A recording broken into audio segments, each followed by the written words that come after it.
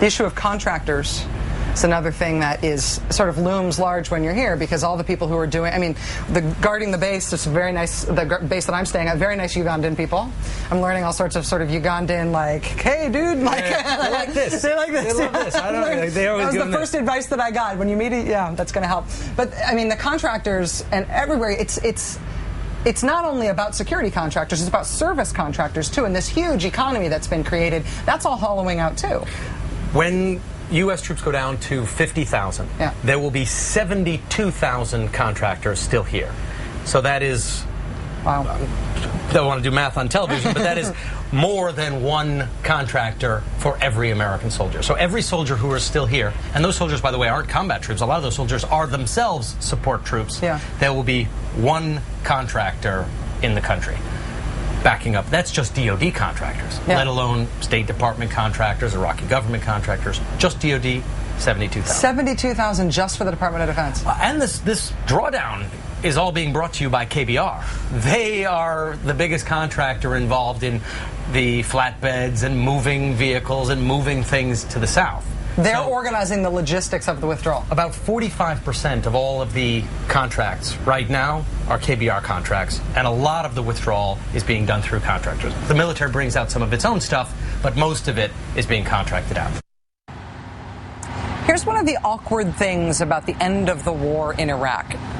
The war, we're hearing definitively, is ending. Everyone's trying to avoid another declaring mission accomplished moment, since the Bush administration will forever wear that as a scarlet letter.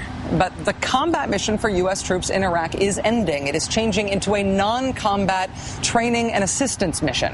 And after 16 months of up to 50,000 U.S. troops here for that non-combat mission, those troops have to go home too. But since I've been here in Baghdad this week, everybody I've been talking to keeps telling me about the enduring relationship we are building with our Iraqi partners, the long-term commitment we have to helping and to spending money in this country. How does that work if we've promised to leave altogether by a date certain? Well, it's possible that Iraq will ask for U.S. troops to stay beyond that date. Who knows? I will enjoy that debate if and when the issue arises. More immediately, though, our enduring commitment to Iraq means people other than troops being here now and planning to be here for the long haul. It means the State Department has a huge new gig here, about which I dearly wish they had made the new ambassador available for an interview, but they did not. And honestly, it means still, after all we've been through, still after all we've learned, it still means an army of private for-profit contractors. Why is the U.S. training mission supplemented not just by Coast Guard officers, and Navy officers, and Army officers? Why is it also supplemented by private contractors? Why do we see DynCorp guys and stuff out here? Well, that's the method we use to get people with advanced police skills. One of the methods. In my office, where I work, I've got one of the most decorated FBI officers in the history of the service, and he's advising the Iraqi police. And he works for a for-profit contracting company now.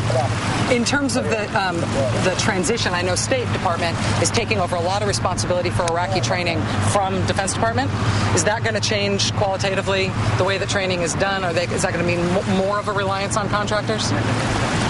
Well, the police training force that we have, of course, there won't be any guys like me here. Yeah. So, yes, in essence, it will be largely police force, international police advisors that,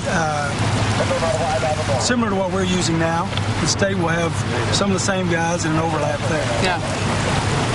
That seems like a big, important change. I mean, for the State Department to be taking over from the Defense Department, the Iraqi police training mission specifically, A, the police force is huge.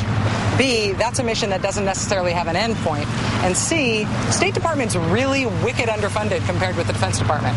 So this is a really important function, both in terms of counterinsurgency and the success of Iraq's success moving forward and stability. Having it in the State Department means it's going to be a constant battle for resources to do it properly from the American side. Well, that's a question for the State Department. That's fair enough. You know, I keep asking them, and they... we'll see. I mean, we're working with them hand in hand, as I said, and they have full visibility of our plans, and we have an understanding of their plans to fall in. But in terms of the specific challenges the state's facing, you'd be best served to discuss with them. This is an awkwardness I keep coming across while I've been here. There are a lot of questions that I keep asking that I'm definitely asking the wrong person, and when I ask the right people, they say I'm asking the wrong person too. We'll see how that goes.